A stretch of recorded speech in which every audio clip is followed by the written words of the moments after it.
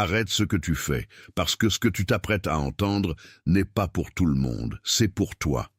Quelque chose vient de se déplacer en toi, même si tu n'as pas encore trouvé les mots pour le dire. Le titre que tu portes aujourd'hui n'annonce pas seulement une alerte, il révèle une porte qui semblait ouverte et qui était en réalité une ruse. Tu as peut-être senti une pression dans ta poitrine, une fatigue qui revenait sans raison claire, ou une urgence étrange à décider trop vite. Rien de tout cela n'est perdu dans le vide. Ce message vient nommer ce que ton âme a déjà pressenti. Tu n'es pas en train d'exagérer, tu es en train de discerner. Et si tu restes jusqu'au bout, tu comprendras pourquoi certaines choses se sont présentées avec le visage de la lumière alors qu'elles portaient l'ombre cachée d'un piège. Je viens te montrer le contour exact de cette fausse invitation. Je viens te rendre la netteté. Je viens te redonner le calme qui reconnaît avant de céder. Ce n'est pas une parole pour te troubler davantage, c'est une parole pour t'arracher à la confusion. Parce qu'il existe des portes qui ne s'ouvrent que pour emprisonner le pas pressé, et tu n'as pas été créé pour marcher à l'aveugle. Reste là. Ce qui s'appelle menace n'est pas toujours menace, et ce qui se présente comme secours n'est pas toujours secours. Il y a une tromperie qui se déguise en raccourci, et tu es en train de la voir. Tu connais déjà ce sentiment dans le corps, même si tu ne l'as pas nommé ainsi. Il se glisse dans la façon dont tu regardes ton téléphone au réveil, dans la seconde où ton cœur cherche une réponse, avant même que tes pieds touchent le sol. Il se montre dans la cuisine silencieuse, quand la tasse est chaude entre tes mains, mais que ton intérieur reste froid. Il se montre dans le lit, quand tu fermes les yeux et que ton esprit recommence à tourner autour d'une phrase, d'un message, d'une décision, comme si quelque chose voulait t'arracher à la paix. Tu respires plus court, tu serres un peu les mâchoires, et tu fais semblant que tout cela n'est qu'un jour ordinaire, mais ton corps ne ment pas. Il sait quand une pression étrangère essaie d'entrer dans tes habitudes. Il sait quand une urgence ne vient pas de la clarté, mais de la précipitation. Il sait quand une proposition semble douce, alors qu'elle épuise en secret.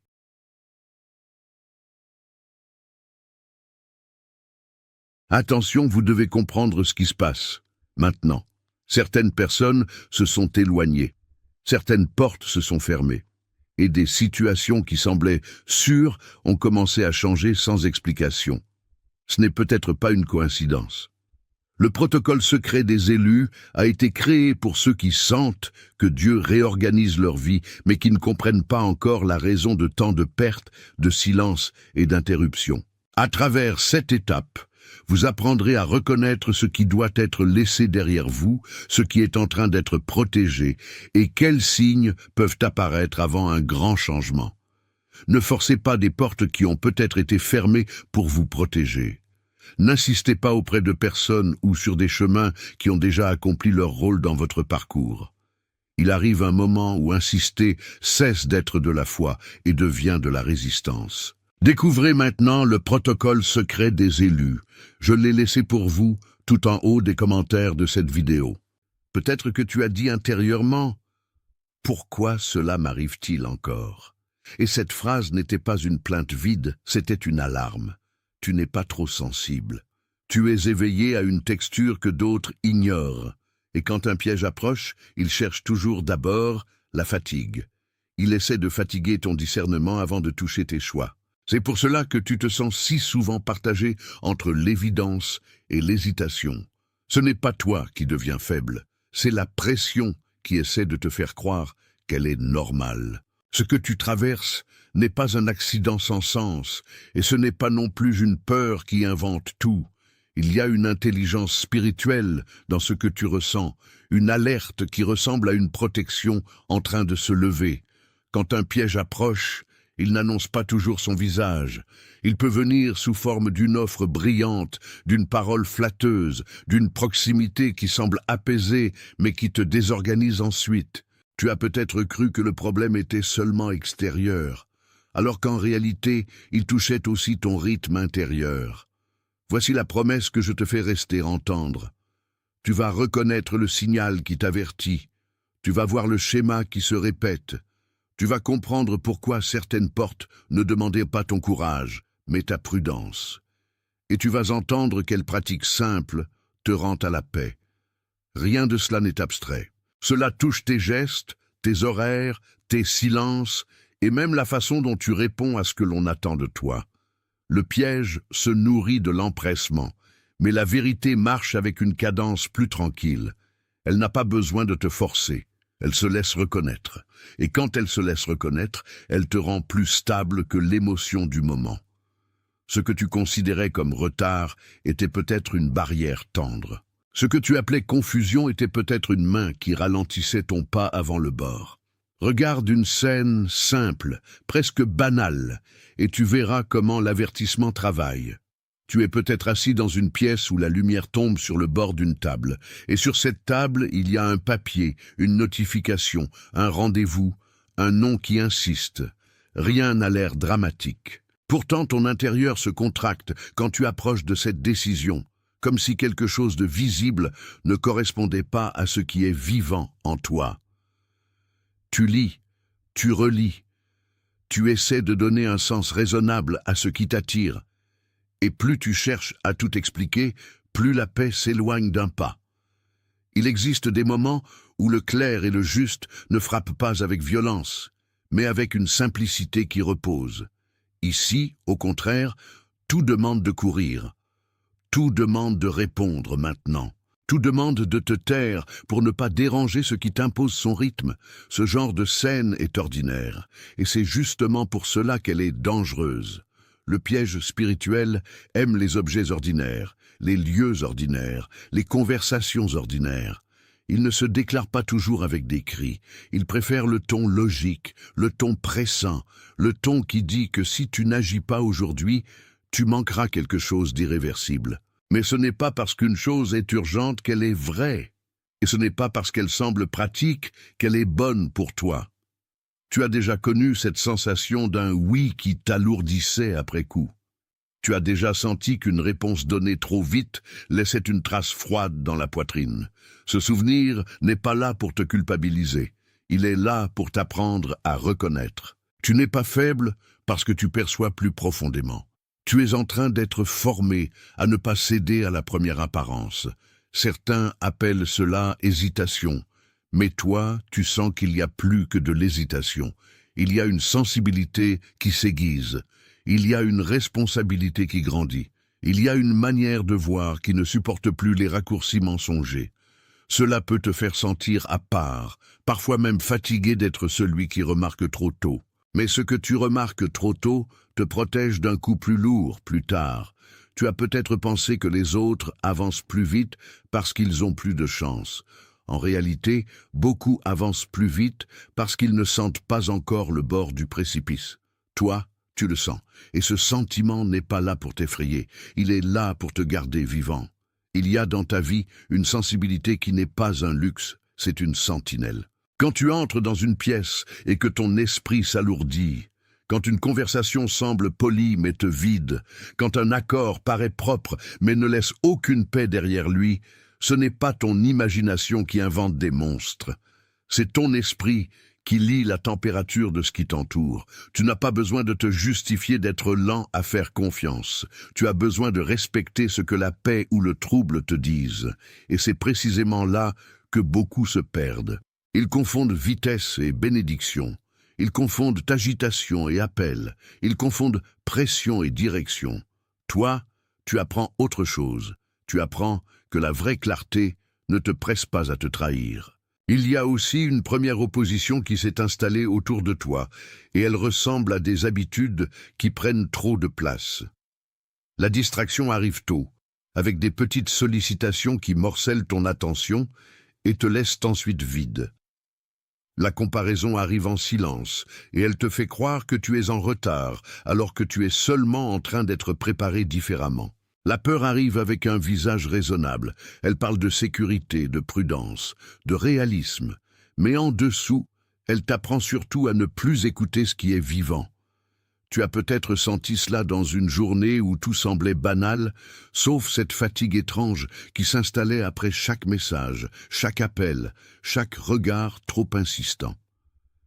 Le piège ne cherche pas d'abord à te détruire. Il cherche à t'épuiser, à rendre ton cœur plus perméable à la confusion. C'est pourquoi certains environnements te laissent vider sans raison apparente. Ce n'est pas seulement le bruit, c'est l'accord intérieur qui se rompt. Quand tu te trouves dans un espace où tu dois te défendre pour rester paisible, quelque chose t'avertit que cet endroit n'est pas neutre, et tu n'as pas besoin d'accuser tout le monde pour le reconnaître. Il suffit de voir ce qui revient après la rencontre. Une paix plus fine ou une tension plus lourde. Une respiration plus libre ou un poids qui s'accroche. Ce sont des signes simples, mais ils disent beaucoup. Le piège se nourrit souvent d'un oubli de soi.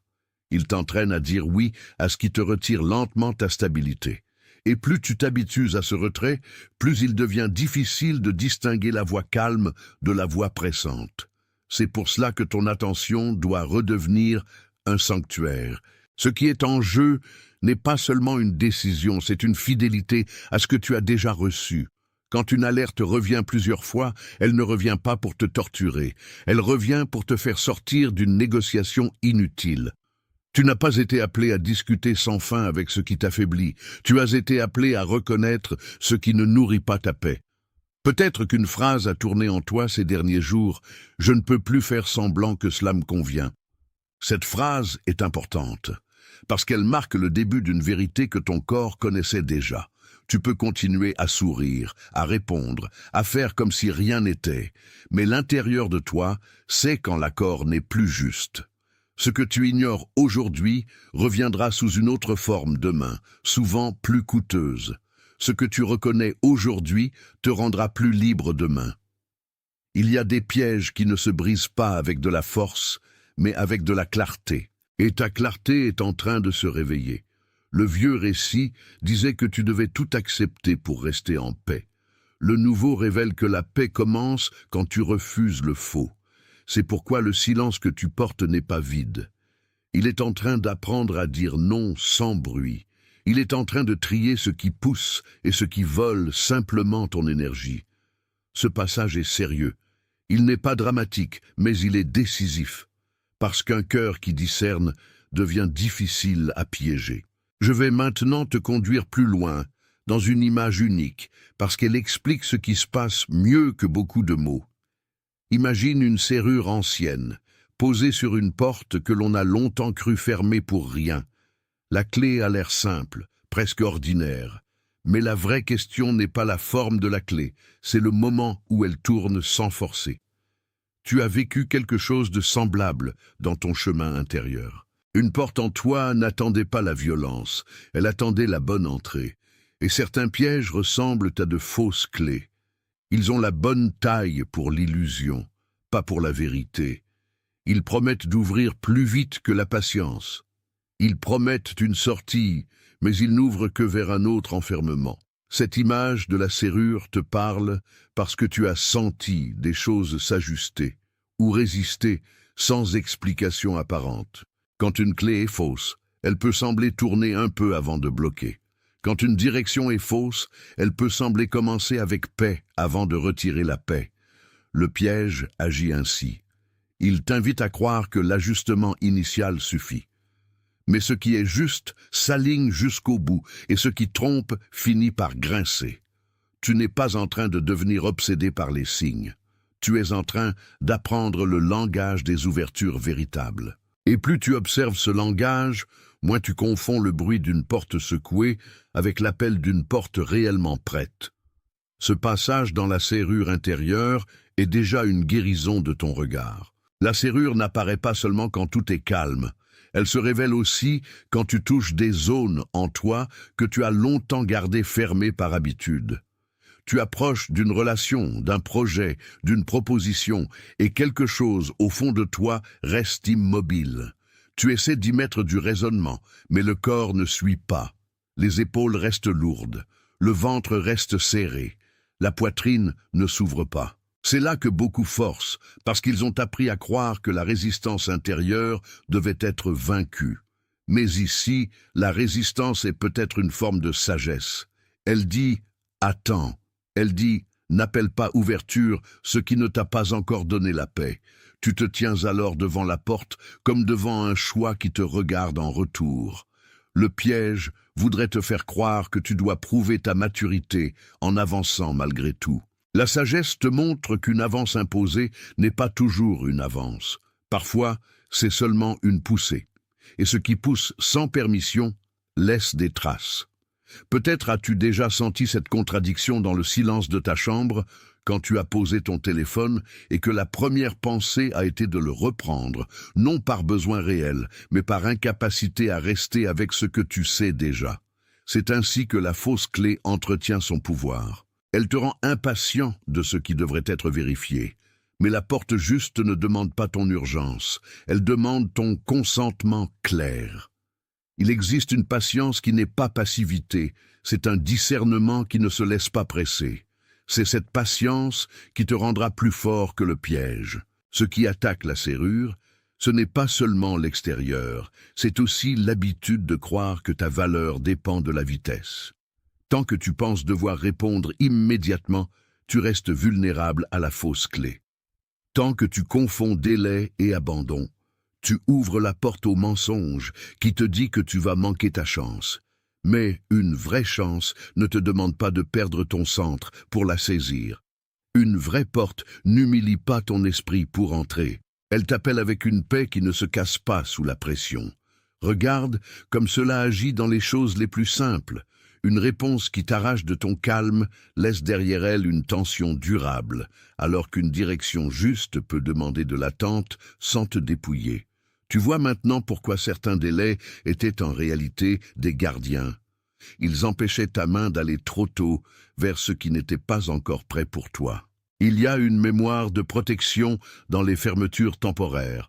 Elles ne sont pas là pour te punir, mais pour empêcher que tu confondes un bruit de métal avec une vraie ouverture. Le piège compte sur ton agitation pour avoir raison. La vérité compte sur ta paix pour s'installer. Voilà la différence. Et cette différence devient de plus en plus visible dans ton quotidien, jusque dans la manière dont tu regardes une conversation qui semble gentille, mais qui te laisse vider. La serrure en toi ne s'ouvre pas à la flatterie. Elle s'ouvre à l'alignement. Et ce que tu appelles attente est peut-être le moment exact où l'alignement se prépare. Tu peux déjà sentir la transition. Ce n'est plus seulement une alerte, c'est une instruction intérieure qui se clarifie. Une serrure ne sert à rien si la main qui la touche tremble de panique. Mais quand la main devient calme, le geste devient précis. C'est ce que cette saison est en train de faire en toi. Elle enlève le bruit autour de ton pas. Elle rend plus fine ton écoute. Elle t'apprend à ne pas courir après tout ce qui brille. Elle t'apprend à attendre la bonne forme, la bonne paix, le bon moment. Et c'est précisément là que beaucoup se trompent, parce qu'ils croient que le calme est une perte d'élan. En réalité, le calme est la bonne position pour reconnaître la vraie ouverture. Ce que tu appelles ralentissement peut être la manière dont Dieu épargne ton énergie pour la bonne porte. Ce que tu appelles perte peut être la fermeture d'un accès qui t'aurait coûté plus que tu ne pouvais voir. Il y a une phrase que ton cœur commence à comprendre sans l'avoir encore tout à fait dite. Mieux vaut la clarté que la vitesse. Mieux vaut la paix que la pression. Mieux vaut une porte certaine qu'un couloir brillant. Et cette phrase n'est pas seulement belle. Elle est pratique. Elle te sauvera de beaucoup de oui trop rapides. Elle te sauvera aussi d'un faux sens du devoir qui t'épuise. La serrure intérieure ne se laisse pas tromper par l'apparence d'un bon motif. Elle répond à la vérité du mouvement. C'est pour cela que tu dois continuer à écouter ce que ton corps dit avant ce que le monde exige. Si une seule de ces choses a résonné en toi, si tes épaules se sont relâchées à un moment de ces dernières minutes, écris 888 dans les commentaires. Ce nombre n'est pas une formule magique, c'est un signe simple de confirmation, une manière de dire que tu as reconnu le poids qui se levait et la porte qui se dessinait. Écris 888. Puis reviens vers moi. Quand tu fais ce geste, tu ne cèdes pas à un rituel vide, tu marques seulement le point où la clarté t'a trouvé. C'est petit, mais c'est réel. Et ce petit accord vaut mieux que 1000 réactions précipitées. Reviens maintenant au fil, parce que la serrure que nous avons vue n'était qu'un commencement. Il y a encore quelque chose sous le métal, quelque chose qui a longtemps gardé ton pas, et c'est là que le vrai discernement devient plus profond. La suite ne parle pas d'un détail isolé, elle parle de la manière dont l'ancienne peur a appris à se faire passer pour prudence. Tu vas voir comment elle a travaillé, tu vas voir pourquoi elle a semblé raisonnable, et tu vas entendre ce qui, en toi, refuse désormais de lui obéir. Le piège le plus subtil n'est pas toujours celui qui fait du bruit, c'est celui qui ressemble à ta propre prudence. Il parle avec ta voix quand tu es fatigué, il porte ton vocabulaire quand tu veux être sage, et il te présente la peur, comme si elle était de la lucidité. Tu as peut-être déjà remarqué cela en te réveillant un matin avec l'impression qu'une réponse devait être donnée vite, alors qu'en toi, quelque chose demandait encore du temps. Cette tension n'est pas un détail psychologique, c'est souvent le lieu où le discernement s'apprend. Le monde autour de toi veut souvent appeler hésitation ce qui est en réalité écoute. Il veut appeler fermeture ce qui est protection. Il veut appeler lenteur ce qui est vérification.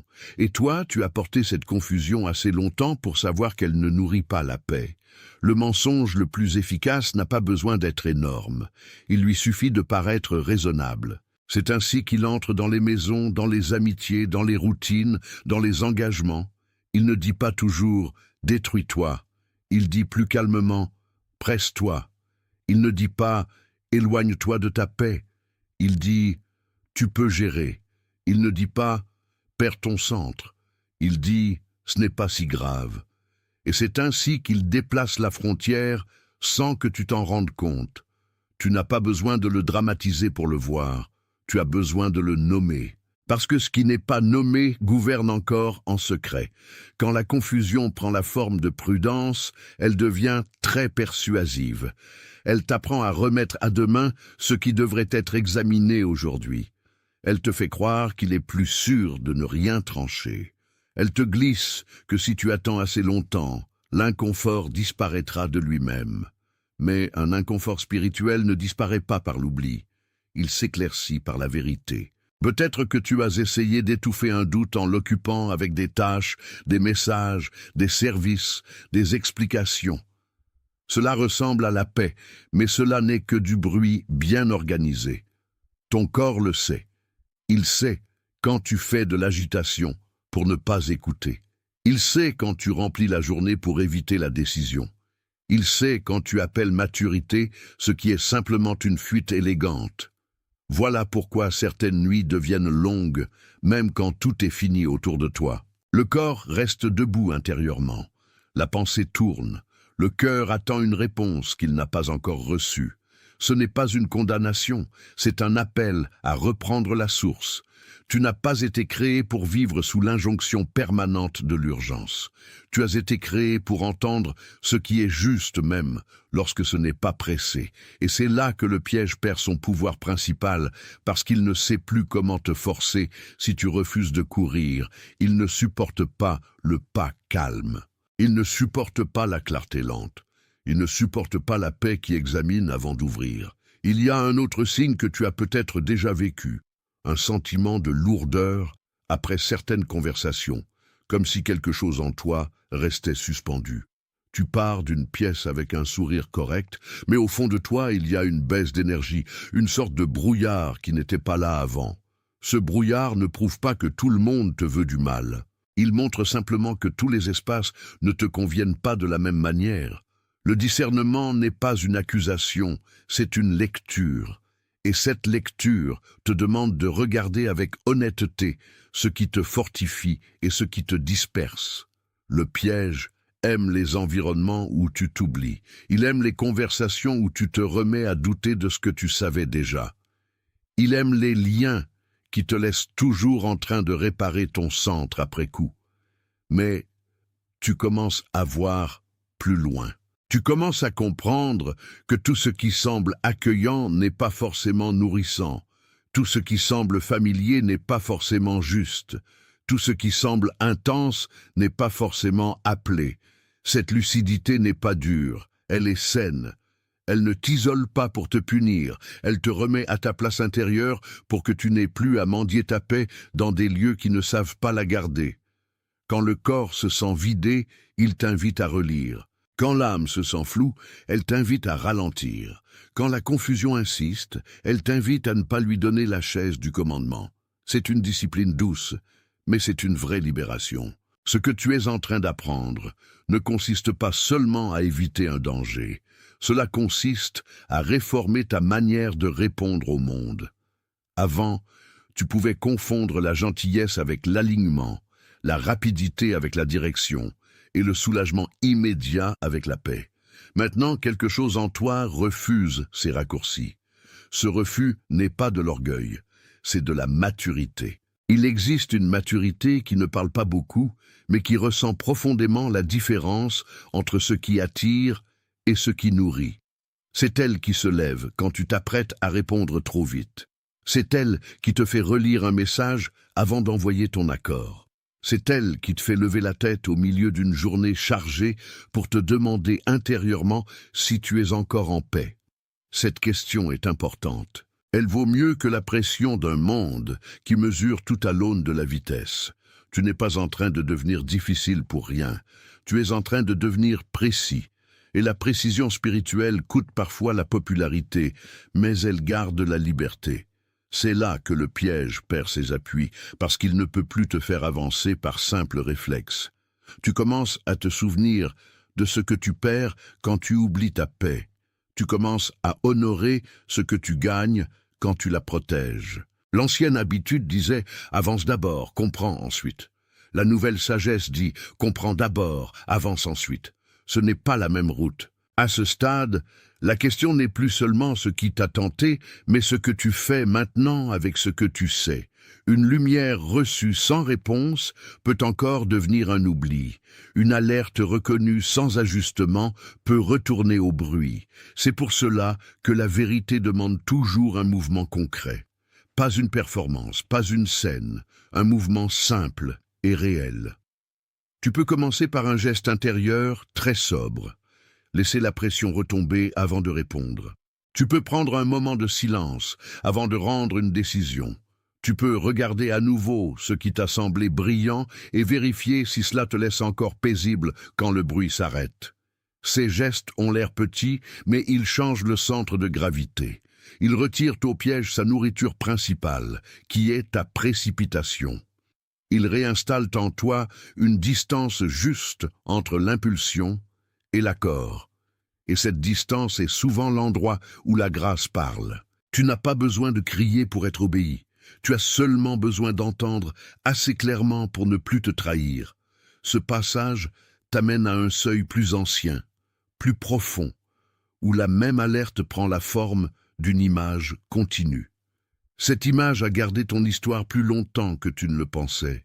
Elle va maintenant se mettre en mouvement devant toi, et quand elle bougera, tu comprendras mieux pourquoi certaines choses ne pouvaient pas simplement être forcées. Imagine maintenant une lampe couverte par un tissu épais, dans une pièce presque sombre.